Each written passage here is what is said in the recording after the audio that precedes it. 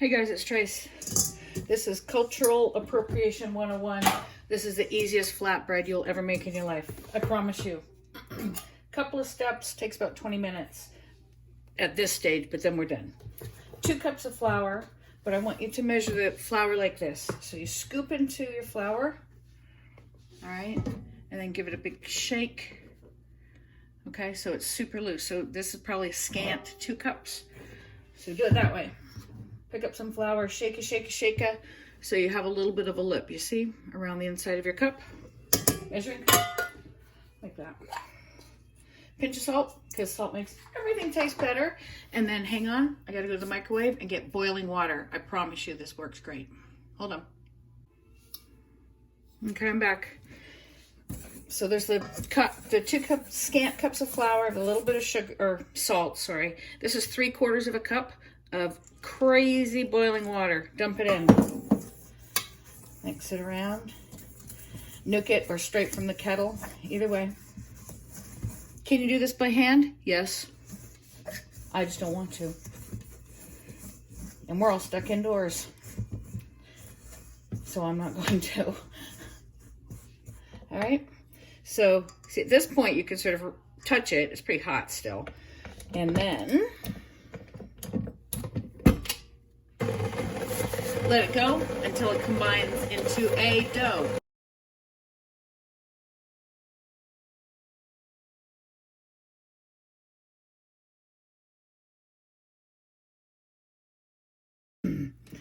We're not looking for smooth or delicious or any of those normal words I use. I just want to show you how to do this. All right, so the dough it's lovely because it's warm, but it's a little, you know what? It's sort of like Play-Doh for those of us who are ancient. If you remember what Play-Doh feels like, a little bit craggly. Is that the proper word? Anyway, look, couple of turns like this. Okay, or you can do my favorite, you know, 2-handed. But just a couple of kneads, just to make you feel like you're involved, because we all feel needed. There you go. That's it. So it's still really hot, but it feels lovely to work with, actually. And then this is going into the bowl. Where's my shower cap? Where's my shower cap? Leave it about 20. It's not going to do anything other than rest. The flour will absorb more of the water. There's all kinds of science going on, but we don't have time for that. We just want flatbread. So leave it for about 15, 20 minutes. I'll be back. I'll show you the cool trick. The dough looks exactly the same as when we dropped it in. I'm going to divide this now into 12. Let's weigh it. Just for those of us who weigh. I have a piece left in here. Oh, okay, I cheated and waited earlier. It was 444. Now it's 443. Close enough. So I'm going to divide it into 12. And each one of these will be 37 grams.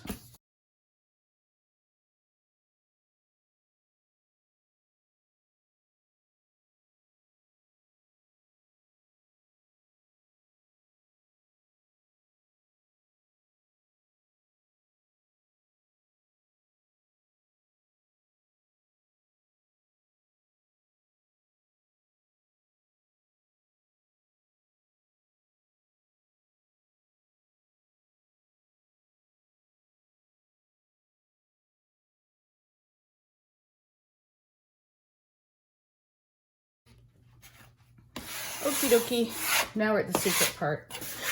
Now these are not super thick, great big thick wraps. These are super thin, and I like them that way.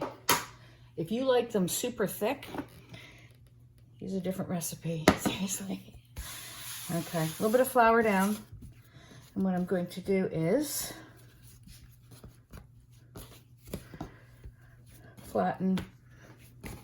just flatten them sort of gently, okay?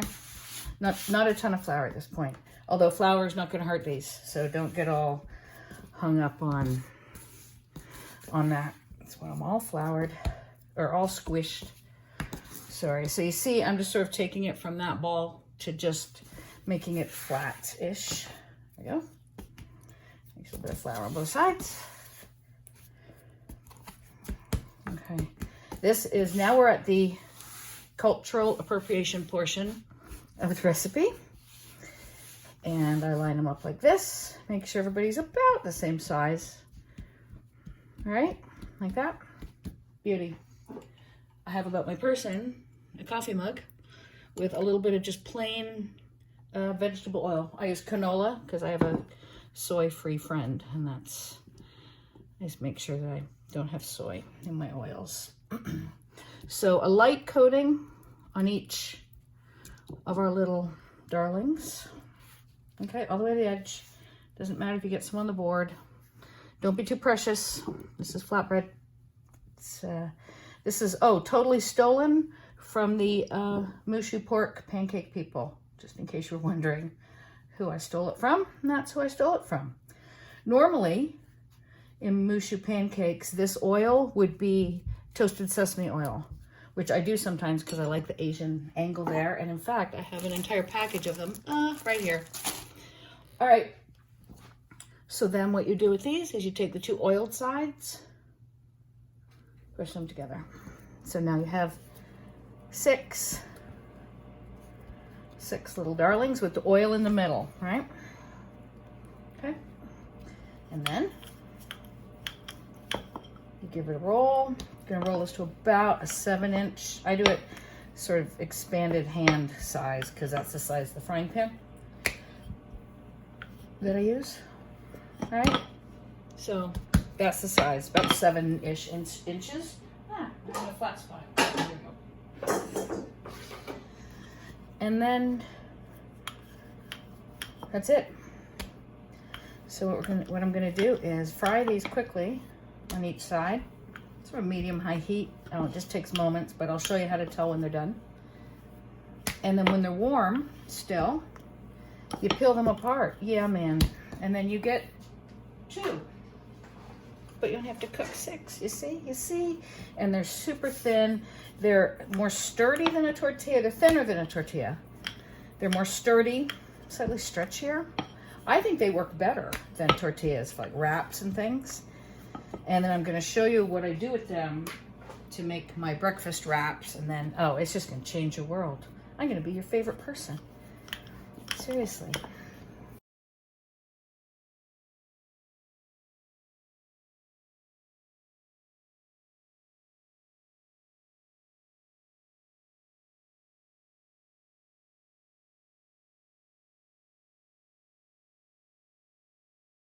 These don't take long at all. You don't need yeast. You don't need any baking powder. You need nothing but flour and water with a bit of oil.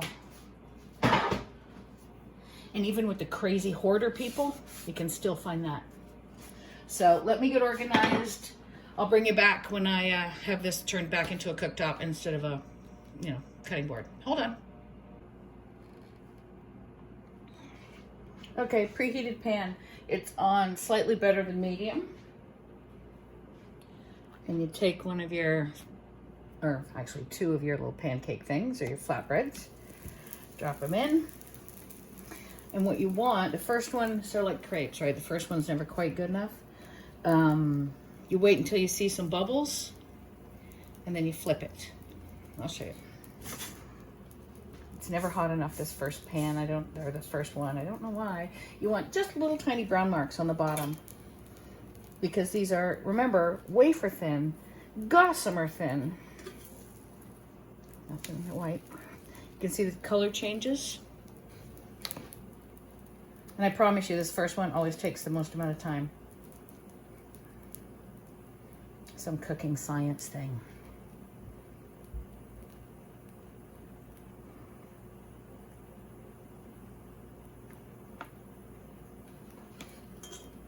See, look, now I'm seeing a couple of bubbles.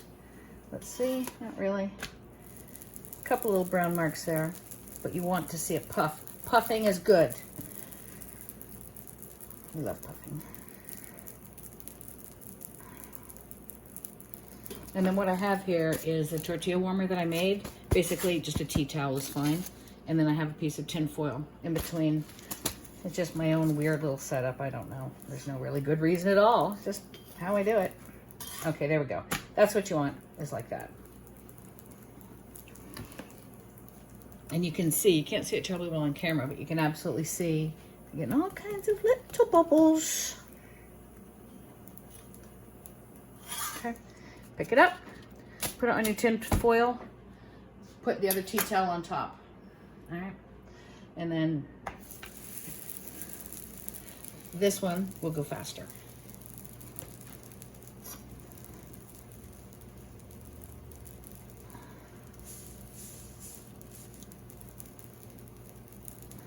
And you want it, it'll turn white, and you can see some bubbles coming.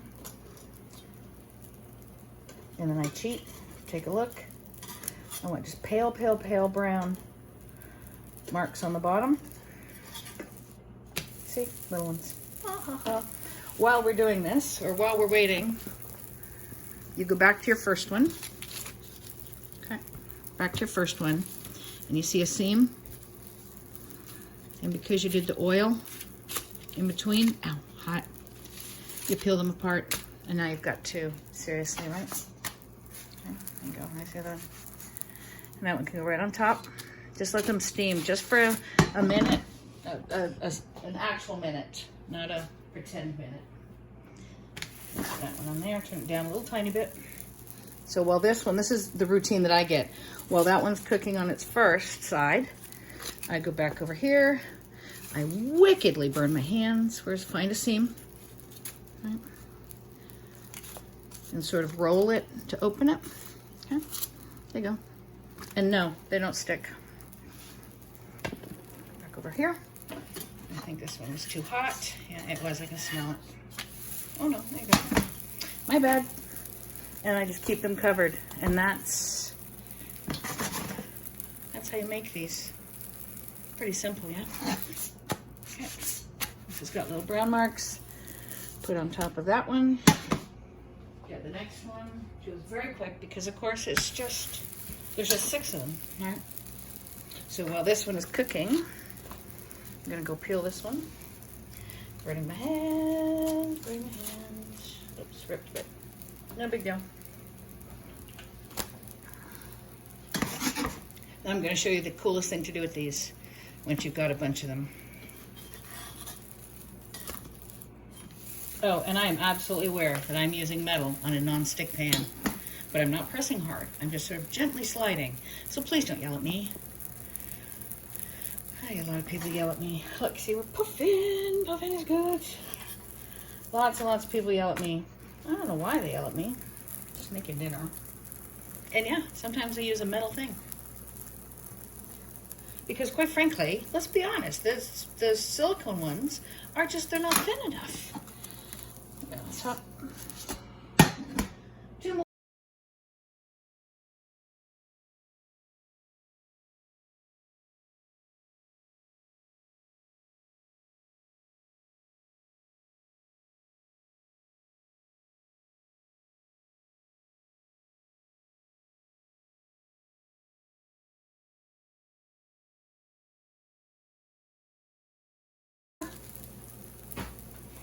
I'm going to bring you with me. Okay. I'm going to put that right in there. Give it a second. I need this to cool off a little bit. Let me move you this way. Sorry, please don't get nauseous. I'm new. So I didn't do the other one either. This one. So basically you want them to sit in here and steam a little bit. And it's easy. Look, as I say, it's super easy to find the seam. If you don't have hands of asbestos, all right, then you lay it down, you find your seam, and you sort of hold it just here on the edge. Or even with a tea towel. All right, look, I could hold it with a tea towel. And then sort of pull this one sideways. And they don't stick at all to each other because they got oil in the middle. There you go. Whoop, whoop, whoop. Ouch. Burning my hands. Look at that. There we go. Okay. Oh, look. A piece ripped. I should probably eat it. Nice. So look at what I have here. 12 beautiful, thin, super soft tortillas. So I'm going to go grab an egg, and I'm going to show you a really cool thing to do with these for breakfast. So look, it's a twofer, man. Yeah, you know, there you go. All right, hang on, I'll be right back.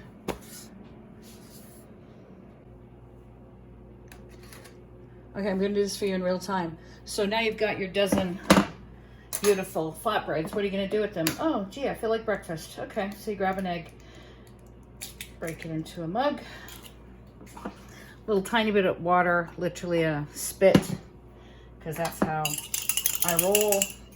I have about my person over here. A couple of green onions already chopped up because I do them ahead of time and then freeze them. Seriously, it's delicious. Okay, that goes there. I need a knife. A little bit of butter because, you know, body by butter. Let's be honest. And the trick is hot pan, cold oil, or in this case butter. The food won't stick. As long as that pan is hot before you put your stuff in, you're golden. Right, give that a spread around. Take a little egg. Pour it into the middle like you do a little crepe. Like that. Try to make it sort of the same size as your flatbread. A little bit of pepper, because it's me. Add whatever you like. Cheese, whatever you want, but don't move. I say don't move and then I shush it. But you know, it's me. I'm a shusher. Okay? So I sort of pat it just to make sure, A, that it's moving, because that matters, and B, that there's none of those, you know, icky bits. You know the bits, I mean. Nobody likes those icky bits. Okay. Grab one of the flatbreads. There's the pale side and then the brown side. Put that side down. And look, I like mine a little bit brown on the bottom. I'm funny about my eggs. And then you get your board ready, because this is going to be good. Shush. And if you give it a spin, it's not too hot. You can touch on top there, it's not hard. And it's weird because you can actually feel the eggs sort of puffing up, which is never a bad thing. So I've got my little board here waiting. Whoops, sorry.